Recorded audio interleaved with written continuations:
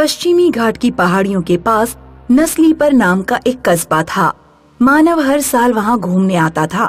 उसके मामा मामी कस्बे में ही रहते थे। मुझे यहाँ का मौसम बहुत पसंद है। दिन में भयानक गर्मी और रात में कपा देने वाली ठंड। 24 घंटों में सर्दी और गर्मी दोनों का मजा। चलो अनामिका, बाहर घूमने चलते हैं। अनामिका मानव के मामा मामी की बेटी थी। अनामिका और मानव दोपहर के समय आम के बाग में घूमने जाते हैं। बाग के पास एक सुनसान सड़क थी। मानव सड़क की तरफ जाने लगा तो अनामिका ने उसे रोका। मानव, उधर मत जाओ। मैं बस उस सड़क तक जा रहा हूँ। नहीं, उस सड़क पर कोई नहीं जाता। वहाँ सब कुछ ठीक नहीं है। मतलब? कुछ महीने पहले हमारी कॉलोनी में रहने वाला एक आदमी वहाँ गया था। वो काफी दिन तक गायब रहा। उसके घर वालों ने जब उसे ढूंढा तो एक दिन उसकी बॉडी उसी सड़क पर मिली। उसकी बॉडी से सिर अलग था और धड़ अलग। मम्मी पापा उस तरफ जाने के लिए मना करते हैं। मानव और अनामिका घर लौट आए। मानव उस सड़क और अनामिका द्वारा बताई गई बातों के बारे में सोचता रहा। अनामिका की बातों ने उसके मन में जिज्ञासा पैदा कर दी थी। एक दिन जब मामा मामी बाहर गए हुए थे और अनामिका सो रही थी तो मानव बाग के पार वाली सड़क पर गया। उसे कहीं दूर से किसी कुल्फी बेचने वाले की आवाज आई। मलाई कुल्फी वाला, कुल्फी ले लो। मलाई कुल्फी वाला। मानव उस आवाज का पीछा करते करते काफी दूर तक चला गया। उसने देखा कि एक आदमी कुल्फी बेच रहा है। गर्मी के कारण मानव का कुल्फी खाने का मन हुआ, लेकिन वो अपने साथ पैसे नहीं लाया था। आओ बाबूजी, आओ, कुल्फी खाओगे क्या? हाँ, मैं कुल्फी तो खाना चाहता हूँ, लेकिन मैं पैसे लेकर घर से नहीं निकला था। पैसों की चिंता मत करो, कुल्फी का मजा लो। पैसे कल दे देना। मानव ने कुल्फी ली और उसे खाता हुआ घर लौट आया। कुल्फी का साइज कम ही नहीं हो रहा था और वो बार बार बढ़कर उतनी ही बड़ी होती जाती। कुल्फी मानव के हाथ से छूटकर घर की फर्श पर गिर गई। मानव, तुम कहाँ गए थे? मैं उसी भूतिया रोड पर गया था जिसके बारे में तुम डरावनी बातें कर रही थी। वहाँ डरने जैसा कुछ नहीं था। वहाँ एक कुल्फी वाला भी मिला जिसने मुझे फ्री में कुल्फी खिलाई। ये देखो, ये फर्श पर गिर गई है। कल तुम भी मेरे साथ कुल्फी खाने चलना। तभी अचानक ऊपर के फ्लोर से कुछ आवाजें सुनाई दी। क्या ऊपर वाले फ्लोर पर कोई है? नहीं, ऊपर तो कोई नहीं है।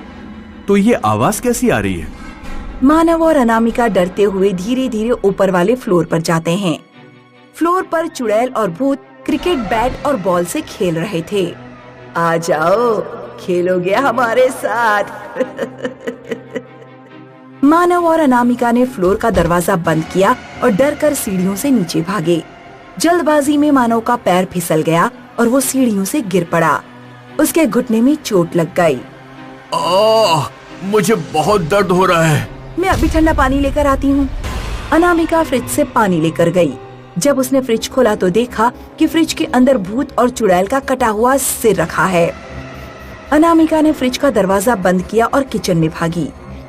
उसने पानी की बोतल उठाई और मानव के पास लेकर गई।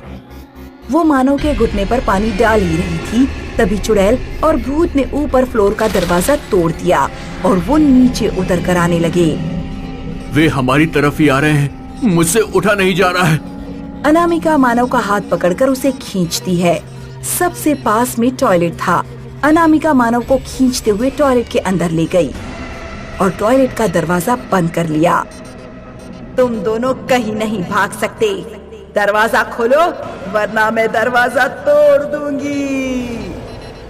चुड़ैल और भूत दरवाजा तोड़ने लगते हैं। अब हम क्या करें? मामा मामी पता नहीं कितनी देर में लौटेंगे। भूत ने दरवाजे में छेद कर दिया और उसका हाथ टॉयलेट के अंदर तक जाने लगा। तभी बाहर से चुड़ैल के चिल्लाने की आवाज आई। फिर भूत का हाथ भी पीछे चला गया और भूत के चिल्लाने की आवाज आई। बाहर पता नहीं क्या हो रहा है। अनामिका और मानव दरवाजा खोलकर बाहर आते हैं। पापा, हमारे घर भूत और चुड़ैल आ गए हैं। हाँ, मैं जानता हूँ। पड़ोस वाले राकेश जी ने खिड़की से सब कुछ देख लिया था और मुझे फोन किया। अब डरने की जरूरत नहीं है। ये सब उस कुल्फी वाले की वजह से हुआ। मैंने कुल्फी को जला दिया है। तुम दोनों में से शायद कोई आम के बाग वाले रोड पर चला गया था और शैतान की कुल्फी घर के अंदर ले आया था। मामा जी, मैं वहां गया था। अब भूल कर भी उस कुल्फी वाले के पास मत जाना। कभी कुल्फी तो कभी आइसक्रीम के जरिए वो शैतान अपना काला जादू घरों में भेज देता है। मानव ने कान पकड़ लिए कि अब वो धोखे से भी बाग के पार वाले रूट पर नहीं जाएगा।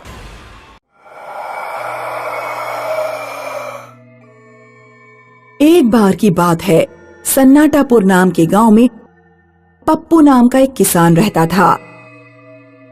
रात को सोने से पहले पप्पू और उसकी पत्नी चमको देर रात तक आपस में बातें किया करते थे। तुमने सुना, रामकली को नदी किनारे वाले शैतान ने पकड़ लिया था। बड़ी मुश्किल से छूट पाई है। दीनदयाल ने राग पढ़कर दी, तब से उसे कुछ आराम है। अभी भी उसे दौरे आ रहे हैं। अरे ये शैतान चुड़ैल कुछ नहीं है हमारे गांव में। गांव वालों को बस मजा करने के लिए कोई बहाना चाहिए, और वो रामकली सारी नौटंकी दीनदयाल से शादी करने के लिए करती है। अब भूत प्रेत की बातें छोड़ो और ये बताओ, तुमने अचार डाला या नहीं? नहीं, मैं भूल गई। गांव की औरतों से बात करने की फुर्सत मिले तब तो कुछ करोगी। कल मैं बाहर से ही अचार खरीद कर लाऊंगा। कुछ खट्टा खाने का मन कर रहा है। अगले दिन पप्पू पूरे दिन खेत पर काम करता रहा। उसे अचार का ध्यान नहीं आया। रात में जब वो घर लौट रहा था तो रास्ते में उसने कहीं से एक औरत की आवाज सुनी। अचार वाली, अचार ले लो, आम का अचार, नींबू का अचार, मिर्च का अचार। अरे मैं तो भूल ही गया, मुझे अचार खरीदना था। ये आवाज कहाँ से आ रही है? आसपास तो कोई दिखाई नहीं दे रहा। पप्पू ने ऊपर की तरफ देखा। एक औरत ऊपर पेड़ पर बैठी अचार बेच रही थी। अचार ले लो, आम का अचार, नींबू का अचार, मिर्च का अचार। पप्पू ने इतनी सुंदर औरत पहले कभी नहीं देखी थी। वो उसे देखते ही उसके रूप पर मोहित हो गया, लेकिन उसे वो बात समझ नहीं आ रही थी कि आखिर वो औरत पेड़ पर बैठकर अचार क्यों बेच रही है। सुनिए अचार वाली सुंदरी, मुझे आम का अचार चाहिए था। औरत ने रस्सी से एक मटकी नीचे लटका दी। ये लो आम का अचार, मटकी खोलो और रस्सी में पैसे बांध दो। पप्पू अचार लेकर अपने घर की ओर चला गया। पेड़ पर अचार बेचने वाली वो औरत थी एक चुड़ैल। आखिर आज एक आदमी मेरे जाल में फंस ही गया। मेरा अचार खाकर धीरे धीरे इसका पूरा परिवार मेरे कब्जे में आ जाएगा। फिर मैं इसके परिवार के साथ कुछ भी कर सकती हूँ। इस गांव को खा लूंगी और इसकी औरत को अपनी जगह अचार बेचने के काम पे लगाऊंगी। धीरे धीरे पूरा गांव मेरे बस में होगा। उधर पप्पू मन ही मन बहुत खुश था। कहाँ मेरी रामकली, शक्ल की ना सूरत की, और कहाँ वो अचार वाली। जरूर उस अचार वाली का पति नहीं होगा, तभी वो अचार बेचकर गुजारा कर रही है। कल उससे जरूर बात करूंगा और पूछूंगा कि वो पेड़ पर बैठकर अचार क्यों बेचती है। पप्पू ने उस रात खूब जमकर अचार खाया। हालांकि उसकी पत्नी ने बस थोड़ा सा अचार ही चखकर देखा। आज तो तुम बहुत खुश नजर आ रहे हो, क्या बात है? ये अचार की खुशी है। इतना बढ़िया अचार मैंने जिंदगी में नहीं खाया। रात के 2 बजे पप्पू की आंख खुली। उसे महसूस हुआ कि वो किसी के ऊपर सो रहा है। पप्पू ने उठकर देखा तो उसकी पीठ के नीचे एक चुड़ैल थी। अरे मर गया रे, बचाओ, कोई बचाओ, चुड़ैल चुड़ैल, कोई बचाओ बचाओ। पप्पू की आवाज सुनकर उसकी पत्नी जाग गई। क्या हुआ, क्यों चिल्ला रहे हो? मैंने अपने बिस्तर पर एक चुड़ैल देखी। मैं उसी के ऊपर सो रहा था। ज्यादा अचार खाकर तुम्हारा दिमाग खराब हो गया है। मुझे तो यहाँ कोई चुड़ैल नहीं दिख रही है। चुपचाप सो जाओ, मेरी नींद खराब मत करो, वरना सुबह नाश्ता बनाकर नहीं दूंगी। चमको अंधेरी ही उठ जाती है। उस दिन भी वो 5 बजे उठ गई, तभी अंधेरा ही था। उसने जब मेन गेट खोला तो देखा कि चौखट पर एक भूतनी उल्टी लटक रही है। बचाओ, भूतनी, भूतनी, कोई बचाओ। चमको की आवाज से पप्पू की आंख खुल गई। क्या हुआ? क्या तुमने कोई भूत देखा? हाँ, मैंने दरवाजा खोला तो चौखट पर एक भूतनी लटक रही थी। रात जब मैंने कहा था तो तुमने मेरा विश्वास नहीं किया। हमारे घर जरूर कोई बुरी हवा आ गई है, हमें घर पर हवन करवा लेना चाहिए। अगले दिन पप्पू गांव के पंडित को बुला लाया। मैं हवन कर रहा हूँ, तुम प्रसाद तैयार करो। प्रसाद में सूजी का हलवा बनेगा। चमको ने हलवा बनाकर उसे ढक कर रख दिया और हवन में जाकर बैठ गई। कुछ देर बाद जब हवन पूरा हो गया तो पंडित जी ने कहा, प्रसाद ले जाओ और गांव वालों को बांट दो। चमको रसोई में प्रसाद लेने गई। उसने जब कढ़ाई के ऊपर की थाली हटाई तो उसके होश उड़ गए। कढ़ाई में हलवे की जगह भूतनी का कटा हुआ सिर रखा हुआ था। भूतनी, भूतनी, बचाओ पंडित जी, बचाओ। पंडित जी और पप्पू रसोई में अंदर भागे। उन्होंने भी कढ़ाई में भूतनी का सिर रखा देखा। पंडित जी ने देखा कि रसोई में अचार भी रखा हुआ है। अब मैं समझ गया कि तुम्हारे घर क्या हो रहा है। ये अचार तुम कहाँ से लेकर आए हो? रोड किनारे एक पेड़ के ऊपर बैठकर एक औरत अचार बेच रही थी, मैंने उससे ही अचार खरीदा। वो कोई औरत नहीं, बहुत पुरानी चुड़ैल है जो अपना खून मिलाकर अचार बेचती है।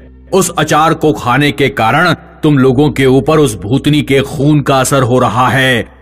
धीरे धीरे तुम्हें पूरी पृथ्वी पर भूत नजर आने लगेंगे और फिर तुम भी भूतों की तरह व्यवहार करने लगोगे।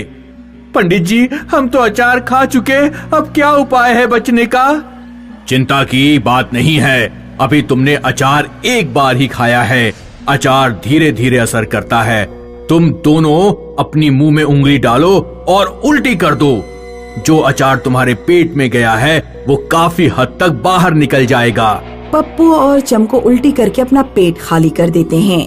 पंडित जी, हम तो किसी तरह बच गए, लेकिन वो चुड़ैल गांव के और लोगों को भी अपना अचार खिलाएगी। इस समस्या का पूर्ण समाधान कैसे होगा? पंडित ने कहा, पूर्ण समाधान के लिए हमें उस पेड़ को काटना होगा जिस पर चुड़ैल बैठती है। उस पीपल के पेड़ और चुड़ैल दोनों की जान एक दूसरे में बंद है और पेड़ उसी समय काटना चाहिए जिस समय चुड़ैल उस पेड़ पर मौजूद हो। दोस्तों, अगर आप इस कहानी का दूसरा पार्ट सुनना चाहते हैं तो कमेंट करें, सेकंड पार्ट।